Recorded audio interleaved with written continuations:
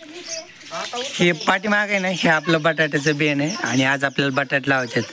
तर त्यासाठी अगोदर बटाटे औषधातून काढायचे आहेत, बुरशीनाशक वगैरे काही काय आहे त्याच्यात. तर ते अगोदर बटाटे तिकडून गोणीमधून ह्या ड्रममध्ये टाकलेत, मग ड्रममधले काढून परत ह्या कॅरेटमध्ये टाकायचे, कॅरेटमधून परत गोणीत भरायचे आणि हे बटाटे घेऊन जायचे आपल्या जिथं आपल्याला बटाटे लावायचे ना, तर त्या शेतात.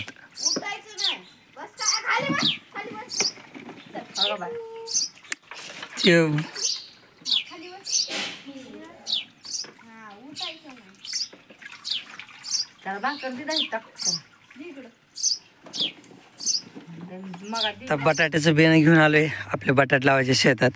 तर 5-7 गोण्यात टोटल मिळून, तर 7 गोण्या थोड्या थोड्या अंतरावर टाकून द्यायच्यात. म्हणजे काय होईल, नंतर घ्यायला सोपं जाईल बियाणं घ्यायला. सारखे चल, त्याच्या खाली असेल चिमणे, चल चिमणे. ह्या लाईनला 3 गोण्या खाली करतो, पलीकडच्या लाईनला 4 करतो.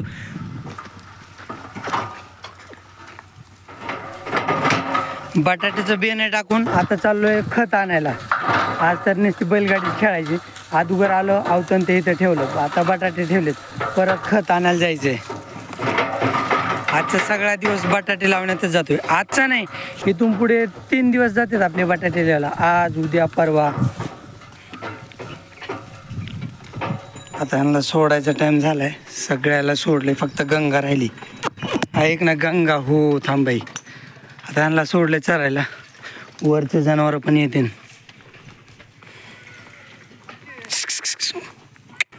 गंगा चल, गंगा चल. आपलं आऊत आणायचं चालू आहे. आऊत म्हणजे ह्याला खाली पाच नाही, आपण लाईन ओढतो सध्याला बैलांनी. बघा इथं समोर दिसतात नाही, ह्या अशा लाईन ओढल्यात. आपले बटाटे लावत चालू आहेत. आई वहिनी बटाटे लावतात, ओम मध्ये मध्ये करतोय, म्हणजे तो पण थोडं लावतो, किंवा बटाटे संपले तर बटाटे आणून देतो त्यांना. भैया आत्ता खत टाकून घरी गेलाय, आत्ता म्हणजे बराच वेळ झाला गेलेला. आणि माझं पण आता आऊत झालं आहे, उगं थोडंसं राहिलं आहे. 2-3 लाईनी होत्या ना आणखीन. आता ही एक चालू लाईन होईल आणि ह्याच्या इकडं नंतर 2-3 लाईनी होतील जास्तीच्या. तर अशा लाईन करतात. परत लाईनमध्ये बटाटे टाकायचे मध्ये, आणि नंतर मी आवताने परत बुजून घेणार आहे. आवताला मध्ये रस्सी लावून, हे आवत छोटं करायचं, मध्ये रस्सी लावायची, म्हणजे माती साईडला पडते आणि बटाटे बुजून घ्यायचे. चला आता आवत सोडतो. रेगा वाढायच्या तर झाल्या, सगळ्या रानात रेगा वाढल्या. आईन वहिनी तिकडं बटाटे लावतात. तर ओ म्हण मी चालू जेवण करायला. बैलांना सोडतो, बैलांना इथं डाळिंबात बांधतो खायला, बैलांना खायला बांधतो, मी खाऊन येतो. मग परत छोटा आऊत करायचं आणि बटाटे बुजून घ्यायचे लावलेले. मग तोपर्यंत आईच्या वहिनीचे लावायचे पण होते बटाटे. मी जेवण करून आलोय. बैलांना चरायला बांधलो होतं डाळिंबात शेतात, परत पाणी पाजून त्यांना परत इथं बांधलं आहे मी आऊत छोटं करेपर्यंत.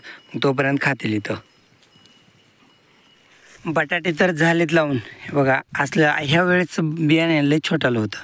हे असलं मला वाटतं जात वेगळी काय की मागच्या बियाण्याची आणि ह्या बियाण्याची. हे बटाटे लयच बारीक आहेत, पण बटाटे तर लावून झालेत. आणि भैया लावू लागला, ओम लावू लागला, त्याच्यामुळे आईचे म्हणजे बटाटे लवकर लावून झाले. ते मागास घरी गेले, पण मी इकडं जेवण करून इकडं आलो आणि ते घरी गेले बटाटे लावून. मग मी इकडं आल्यानंतर आऊत छोटं केलं, म्हणजे दुसरं आवत आणलं, छोटं आवत आणलं. ऑलरेडी छोटं आवत होतं ना, तर ते छोटं आवत आणलं, त्याला दाव गुंडाळले, मध्ये थोडं एक गोणी टाकली, म्हणजे पोतं टाकले मध्ये. आणि ते पोत्यामुळं माती इकडल्या साईडला पडते आणि असं आवतानी बटाटे बुजते. आवत पुढे चाललं ना, तर हे जे बटाटे आहेत ना समोरचे, बरोबर मातीच्या खाली जातात. तर ही अशी माती लावली मी. त्याच्यात काय होईल, म्हणजे मधला जो खड्डा आहे ना, त्याच्यातून पाणी पण पुढं जाईल आणि बटाटे पण मातीआड झाले. असे बगळे आलेत, किडे वगैरे उडले ना काही, तर किडे वगैरे खायला आलेत. म्हणजे आवत हाणताना जर किडे उडले ना, तर ते किडे खातात महाग बगळे. आणि आता टाईम तर झाला आहे दिवस मावळायचा, म्हणजे 10 मिनटात दिवस मावळलं नाही. आज तर माती लावून होतच नाही, मला लय उशीर झाला माती लावायला, त्याच्यामुळे आज तर माती लावून होत नाही. कसं ना, आता दिवस पण छोटाले आहेत ना, तर त्याच्यामुळे कामच उरकत नाहीत. जेवण करून यायलाच मला लय उशीर झाला. त्याच्यामुळे बघतो आणखीन 2-4 मोडांना अर्धी माती लावून होईल, अर्धी मग उद्या सकाळी लावता येईल. तर चला आता आवत आणून घेतो.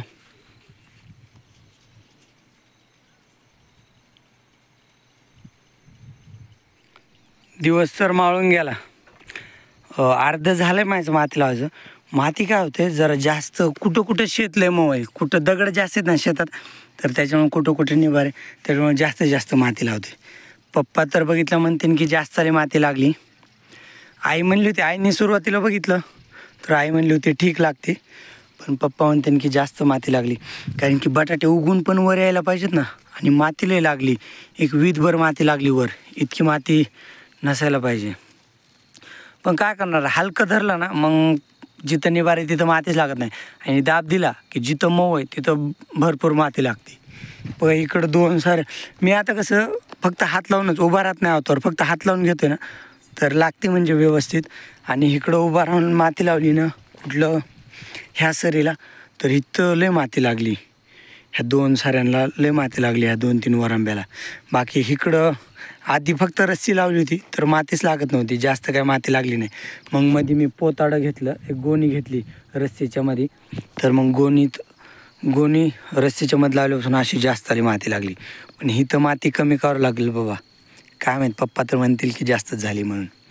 भैया म्हणला होता की पाणी जाण्यासाठी पाट काढ, म्हणजे शेवटपर्यंत पाणी गेलं पाहिजे पाटाने असं. पण इथं लयच मोठाला पाट निघला, हा सगळ्यात मोठा पाट आहे हा, आणि हा नाही तर बाकी इकडे लागली नॉर्मल बऱ्यापैकी. हे बघा हा वरंब आहे ना, एवढी माती लागायला पाहिजे.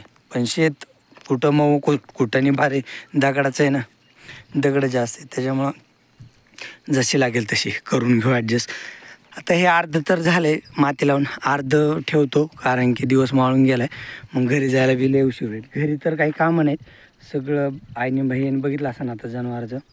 पप्पा जनावर चराय घेऊन गेले ते गावरान, काही टेन्शन नाही. बैलांना फक्त घरी गेलो खायला टाकायचं. आत्ता टाईम झाला आहे 6:15 वाजलेत, उशीर झाला लय. म्हणजे आणखीन पण मला आवथाणायला दिसते, पण मी आता बस करणार आहे, जाणार आहे. कारण इकडं बघितलं ना तर मला आवथाणताना दिसते.